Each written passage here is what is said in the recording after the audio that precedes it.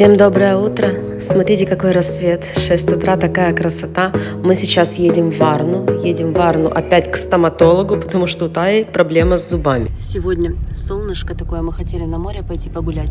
Сейчас, если быстро у врача все сделаем, вернемся, деток оденем, возьмем коляски и пойдем. И к нам еще одна девочка приехала из Украины, тоже пока живет с нами, Оксана. Тая готова уже ко второму раунду, да?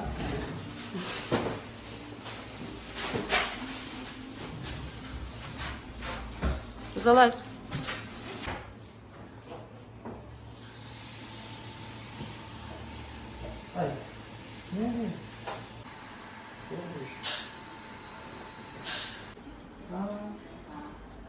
Поставили пломбу и не можем уйти, потому что что-то болит у нее очень сильно, он стонет.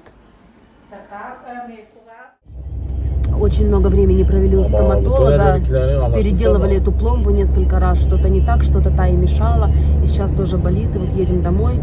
Если не пройдет, вернемся снова. Уже несколько дней, как мы с детками находимся с младшими в Болгарии, в пригороде Варны. Я не могу засыпать спокойно по вечерам, мои подруги не могут засыпать спокойно, потому что мы знаем, что все наши близкие остались там, в Украине, мои родители, мой муж, мои друзья, и это все очень тяжело.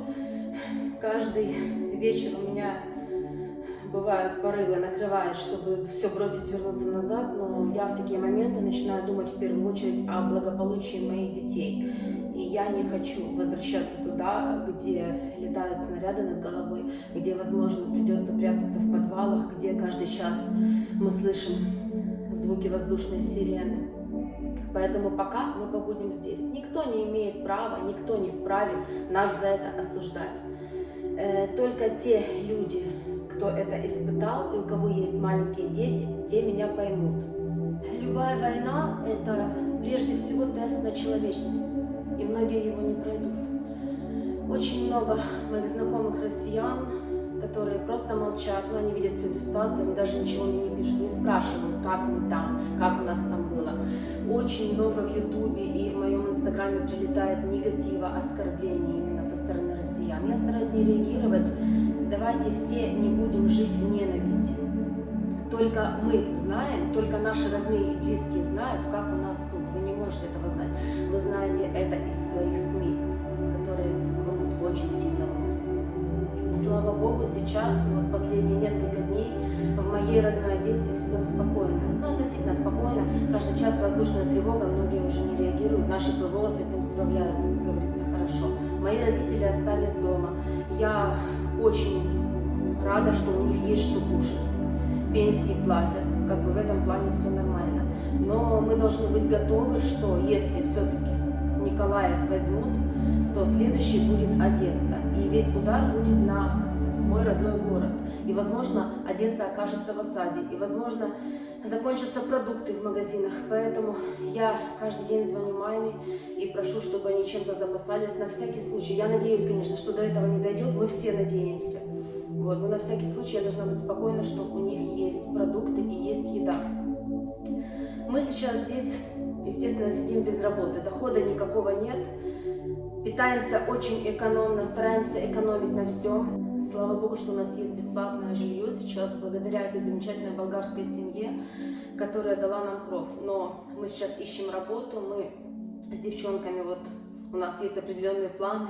И я надеюсь, что у нас все получится, чтобы был хотя бы хоть какой-то заработок. Мой муж сейчас в Одессе, вот он мне иногда скидывает видео, сегодня покажу вам небольшой кусочек, как он проводит время, что вообще творится в городе, что рассказывает он. Добрый день всем. Ну что, я сегодня выехал первый день на велосипеде. Погода чудесная, середина марта. Александровский сквер. Кофейни работают. Мамочки с детьми гуляют. Слышите бой курантов церковных? Это не праздник, это воздушная тревога. Несмотря на это, город живет своей жизнью. О, на велике объехал почти весь город. Ну что, все одесситы, которые покинули город, все люди, которые переживают за нас город, можете спать спокойно. Город укреплен, защищен, наши бойцы на месте. Тероборона держит блокпосты, все защищено. Магазины работают, причем практически продовольственные все. Весь товар, весь есть в магазинах, все продукты первой и не первой необходимости у нас есть. Добрый знак, что комендантский час у нас начался теперь на час позже, не с 7, а с 8. Это тоже хороший знак. Привоз, новый рынок, живут своей жизнью, можно купить все, что хочешь. Вот. Наши городские власти ввели указ, что запрещают поднятие цен на продовольственные товары. Так что живем обычной жизнью, верим в победу. Украина, все будет доброе, все будет Украина. Сейчас попробую заехать еще на привоз, снять вам пару кадров, что у нас там на привозе творится. А пока встречаем весну, хорошее настроение, солнце и ждем победу скорейшую. Несмотря ни на что, дороги делают, коммуникации прокладывают, значит все будет доброе. И рыбный ряд полный рыбки. И соки есть, и зелень, и икорка красная. Здесь народу побольше.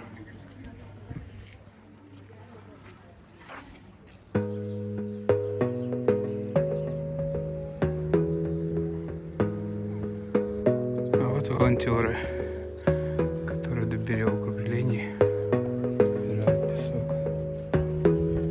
Одесса готовится. Готова, вернее.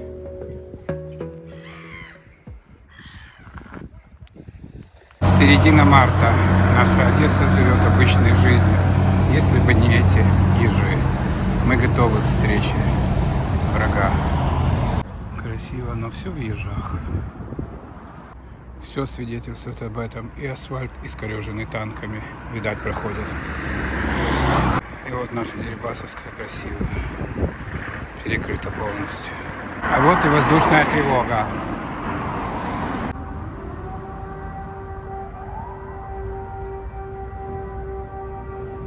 И звон колоколов — это тоже воздушная тревога. А вот наш любимый парк Шевченко. Колесо обозрения. Все пусто, людей нет, стоит парк. И порт пустой. Нету ни кораблей, ничего. Мы понимаем, что, дай бог, конечно, чтобы в ближайшее время это все закончилось, весь этот кошмар. Но даже когда это закончится, вот мой муж работал до войны, до военных действий в недвижимости. Он продавал квартиры, продавал дома. И сейчас мы понимаем, что даже после окончания войны, первое время, как минимум полгода, доходов в этой сфере деятельности у него не будет никакого. То есть за что-то нам нужно жить. И он это также понимает, и поэтому мы думаем, что если будет возможность уехать куда-то, хотя бы на 6 месяцев, возможно на год, и работать где-то в другой стране, то, конечно, мы этой возможностью хотим воспользоваться. Но я постоянно смотрю какие-то варианты, что-то ищу, потому что детей кормить нужно, на что-то жить нужно. А еще хочу сказать огромное спасибо тем людям, которые вот помогли мне финансово, помогли донатами, разными суммами, кто сколько смог, но любая сумма для нас, как вы понимаете, здесь сейчас очень важна. Вот. Ну и, конечно, я надеюсь, что в ближайшее время что-то все-таки решится. Мы готовы браться здесь за любую работу. Вот сейчас с начала апреля уже будет подготовка в Болгарии к сезону курортному, будут открываться отели, нужно будет помогать, что-то вымывать, нужен будет персонал, нужны будут горничные. И если такая возможность будет, то Алиса будет оставаться с Таей, Тая уже взрослая девочка, она очень сильно мне помогает, а я буду работать. Как я уже говорила, Ася наша сейчас в Берлине, мы с ней созваниваемся каждый день, у нее все хорошо. На данный момент они живут с семьей Дани в отеле, ну и ждут дальше, что что-то решится с жильем и пособием. Вот она мне присылает тоже иногда какие-то кусочки видео, я вам сейчас их покажу. Всем привет! Я сейчас нахожусь в Берлине, и пока что мы проживаем в отеле за наш счет. и с местом жительства все очень неопределенно, потому что сначала нас в центре беженцев распределили на землю, которая находится около 350 километров от Берлина, и это где-то между Гамбургом, Бременом и еще одним городом. Но мы приехали туда в лагерь, и нам сказали, что мест нет, поэтому мы вынуждены были вернуться обратно в Берлин. И сейчас мы точно не можем сказать, что будем делать, и пока что в течение этих дней остаемся еще в отеле. Наш отель находится в самом центре, поэтому в свободное от подачи документов время мы уже успели здесь погулять немножко и примерно ориентируемся в улицах в центре. Ну а вот сегодня муж мой на велосипеде, погода хорошая в Одессе, весна потихонечку все-таки к нам приходит. Поехал сегодня тоже проведать родителей, что-то им отвезти, что-то купить. Ну и немножко показать, что у нас в городе, что сейчас в Одессе происходит.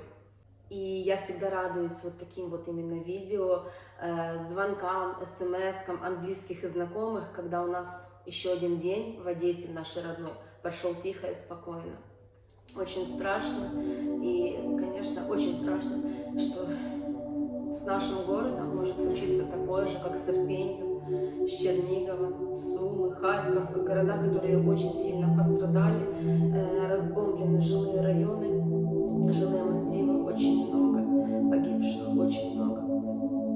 Наверное, в России этого не показывают, умалчивают, естественно. Вот, ну, а я еще хочу сказать, что в своем инстаграме, на своей странице, в сторис, я показываю очень много реальных событий, которые сейчас происходят в нашей стране. И вот кто еще на меня не подписан, оставлю здесь ссылочку. Заходите, смотрите. Я понимаю, что многих не переубедишь, не собираюсь этого делать, но я хочу, чтобы люди знали, чтобы все знали правду, как у нас сейчас там. Несмотря на огромное количество оскорблений и негатива, которые прилетают мне от моих русских комментаторов в YouTube, в комментарии, в личку, я хочу, чтобы все-таки мы, украинцы, оставались выше ненависти и проклятий в сторону россиян. Потому что маты, оскорбления, ненависть к ним нам не поможет сейчас. Нам может помочь только любовь к своим близким, любовь к своей стране и вера. Вера в то, что обязательно все будет хорошо у нас. Обязательно все наладится, наступит мир, и мы все сможем вернуться в свои дома, к своим родным. И я в это верю. И я каждый день ложусь, засыпаю с этой верой и просыпаюсь с этой верой. Потому что если не верить, невозможно жить дальше. Всем мира и добра. Ты суп готовишь? Алиса готовит суп. Купили ей палочки, она уже тут все куховарит, да, дочь? На всех? Можно мне чипсик отдать? Спасибо. Тая, ешь, пожалуйста. У нас тут классная игра. Сосиски. Ой, съедобная, несъедобная. Да? Дальше.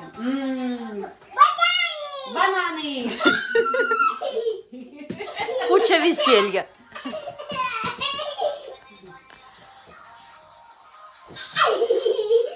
Мандарины. Мандарины. Да что ж ты мандарины не ловишь, а?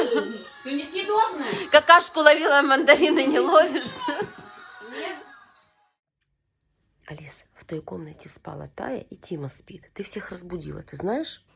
Почему ты всех разбудила? Да. Ну так ты встала, и все должны вставать или что? Да. Ну так же нельзя. Да. Смотри, нет, все хотят спать. Значит, завтра утром, когда я стану первой, я приду и вот так начну трусить, кричать, и чтобы она встала, рассела. В ухо ей кричать, да, что нужно вставать. Да, и ты встанешь сразу же. Ужас просто, нельзя будить. Я уже одета, я переодеваться не буду. Снег опять пошел, а мы идем на пляж гулять. И метет. Никак весна не придет в Болгарию.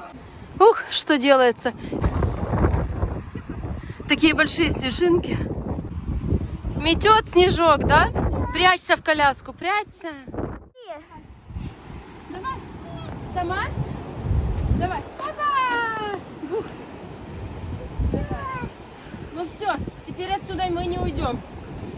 Застряли. Хотела пройтись по набережной прогуляться туда, далеко-далеко. Без вариантов.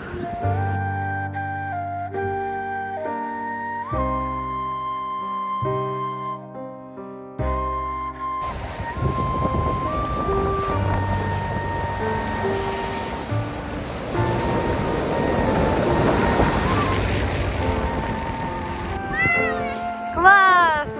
Алиса капитан! Да? Ты капитан? Ты рулишь? Куда ты нас повезешь? В Одессу домой? На кораблике?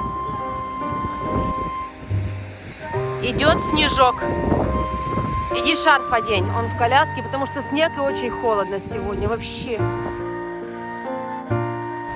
Солнце спряталось.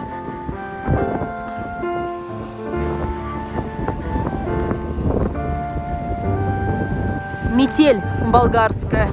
Когда ж весна уже придет, непонятно. Тай, ты видела? Смотри, какой снег.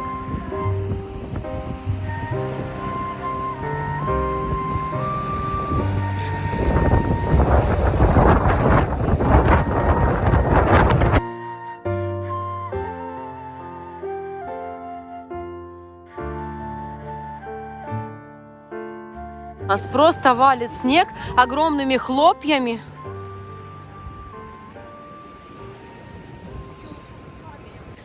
Лестница к нам домой. Она жестокая. Ее конца не видно.